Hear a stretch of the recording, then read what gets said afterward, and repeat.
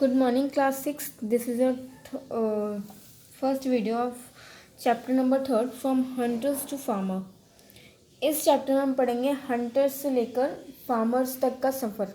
ठीक है, उस बारे में पढ़ेंगे कि जो पहले के लोग थे वो पहले हंटिंग करते थे, उससे लेकर वो उन्होंने कैसे डेवलपमेंट किया कि वो फार्मर्स बन गए. ठीक है, उसके बारे में हम पढ़ेंगे. इस चैप्टर में पढ़ते हैं the Mesolithic period. Mesolithic period का मतलब कि मध्य पाषाण काल. ठीक है, इस बारे में पढ़ते हैं.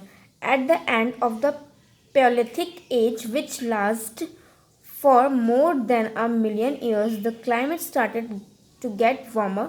It resulted in the growth of several plants and animal species. देखो, जब पैलियोलिथिक एज मतलब कि पूरा पाषाण काल जो था, जब उसका ख़त्म होने का टाइम आया तो फिर तब से जब वो ख़त्म हुआ तो फिर तब से बहुत ही मिलियन ईयर्स के बाद जो था, जो हमारा जो क्लाइमेट था वो चेंज होना स्टार्ट हुआ. जैसे कि उसमें गर्मी बढ़नी स्टार्ट हुई और इसका रिजल्ट क्या हुआ, जो सर्वल जो ज़मीनों पर जो प्लांट्स और जो पेड़ पौधे थे, जो एनिमल्स थे, उनमें चेंजेस हुए. मतलब कि उनका ग्रोथ उनकी स्टार्ट हुई. जैसे कि प्लांट्स जो थे वो उगने लगे, एनिमल्स के स्पीसीज भी डिफरेंट डिफरेंट एनिमल्स भी आने लगे वहाँ पर. तो क्या था कि ये चेंजेस आया मध्य पाषाण काल में. ठीक है, it made life better for the early humans. और आदिवासी लोगों के लिए जो इस काल में रहना आसान हो गया था, क्योंकि इस टाइम पर क्या हो गया था कि उनके खाने के लिए एनिमल्स वगैरह भी आ गए थे, प्लांट्स भी हो गए थे. ठीक है, तो ये इनकी जो लाइफ थी वो इजी बन गई. और इस पीरियड को क्या कहा जाता है? Mesolithic age. ठीक है, the change that took place in nature during the Mesolithic age change the life of the early hunter gatherers in many ways. और ये जो थे कि क्या मध्य पाषाण काल में क्या हुआ, उनकी हंटिंग करने का भी तरीका जो था, जैसे कि वो चेंज हुआ. वो शिकार करते थे और शिकार करने के बाद उन्होंने धीरे धीरे क्या पशुपालन करना भी स्टार्ट किया. ठीक है, अभी उसके बारे में हम आगे पढ़ेंगे. They started making small tools called known as microliths. और उन्होंने छोटे छोटे टूल्स बनाना शुरू किए, जैसे कि भाला वगैरह जो होता है वो सब बनाना स्टार्ट किया शिकार करने के लिए. उनको क्या कहा गया? Microliths. These tool looked like stone blades and help in activities like fishing and capturing bigger animal. और ये जो कैसे दिखते थे? स्टोन ब्लेड्स की तरह दिखते थे, जिसमें वो किसमें इनकी मदद करते थे? मछली पकड़ने में और बड़े बड़े जानवरों का शिकार करने में इनकी मदद किया करते थे. The use of animal bones are tools also with stones mark the remarkable changes in the life of man from the Paleolithic age to the Mesolithic age.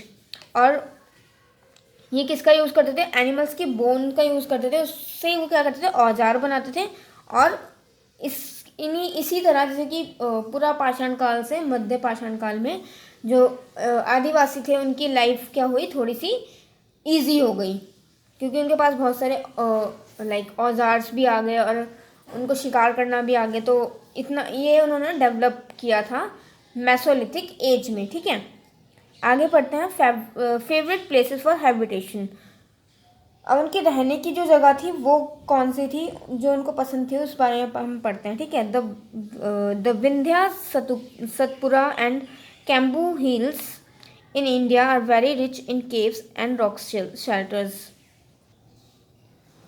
Vindhya Satpura और कैमू हिल्स जो थे वो इंडिया की फेमस जगहें थी, जहाँ पर क्या था? बहुत सारी गुफाएं थी और रॉक शेल्टर्स. मतलब कि देखा होगा आपने कि पहाड़ों पे क्या होता है? बहुत सारे पत्थर होते हैं और उनके बीच में थोड़ी थोड़ी गैप जगह होती है रहने के लिए. तो ऐसा था बहुत ज़्यादा इंडिया में. कहाँ किन किन जगह पर? विंध्या सतपुरा और कैम्बू हिल्स पर. It was during the Mesolithic age that this site become a favourite place for habitation. और ये कब था? ये मैसोलिथिक एज में ऐसा था. और ये जो था वो इन लोगों का क्या बन गई? फेवरेट जगह बन गई रहने के लिए.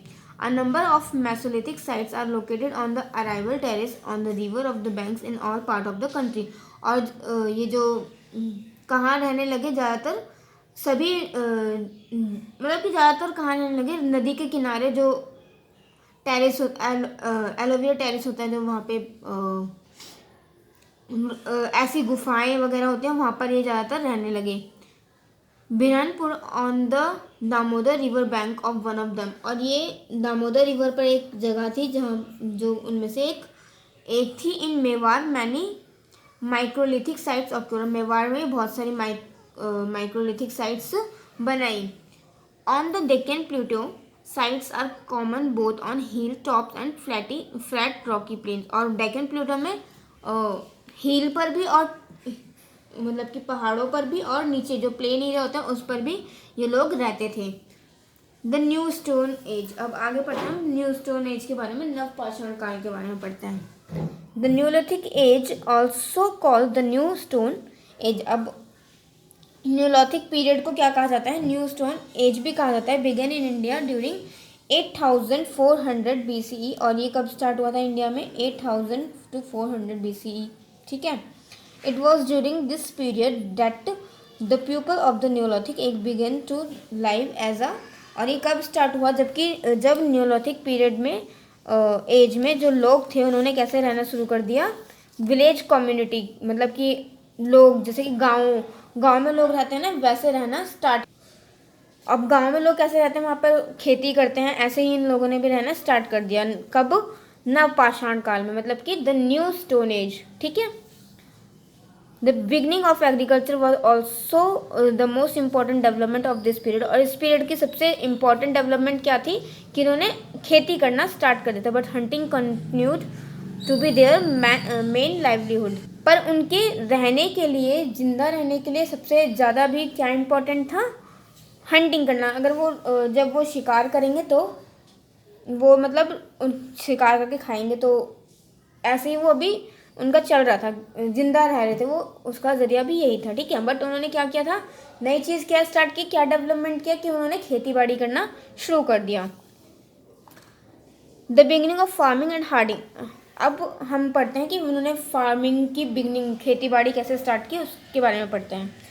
Till about 800 BC the earliest people continued to be hunter gatherers, और जो 800 BC तक मतलब क्या किया, जो उसके बाद उन्होंने क्या किया, जो हंटर गैदरिंग मतलब कि शिकार करना शुरू किया। शिकार तो वो करते ही थे, और शिकार करते थे, और उसके बाद उन्होंने क्या किया, इसकी उन्होंने उसमें थोड़ा सा कुछ चेंजेस किया।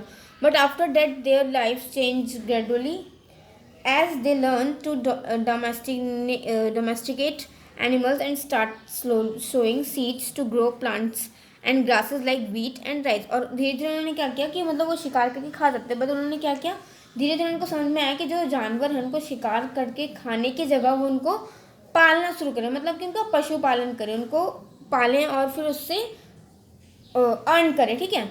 और उसके बाद क्या किया उन्होंने? खेती बाड़ी कैसे स्टार्ट किया? उन्होंने क्या उगाना शुरू किया? वीट और राइस उगाना उन्होंने शुरू किया।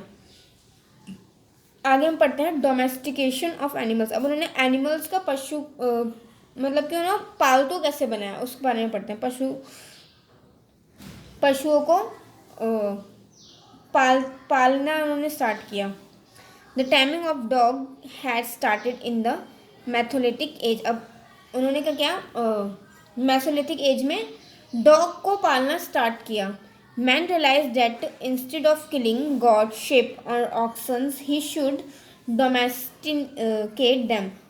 उन्होंने क्या रियलाइज किया कि अब वो शिप, गॉड्स और ऑक्सन को मारने की जगह पर उनको पालते हैं, मतलब कि उनको पालते हैं, और उसके बाद फिर क्या होगा, जैसे कि वो उनको दूध देंगे, गॉड्स और जो काउज हैं वो उनको दूध देंगे, तो उससे क्या होगा, वो उसको एक जगह से दूसरी जगह पर जाकर उसको बेचेंगे, तो फिर उससे वो अर्न भी कर सकते हैं। तो उन्होंने ये चीज़ सोचा, और ऑक्सन जो बैल होते हैं वो क्या करेंगे, वो उनकी खेती बाड़ी करने में उनकी हेल्प करेंगे।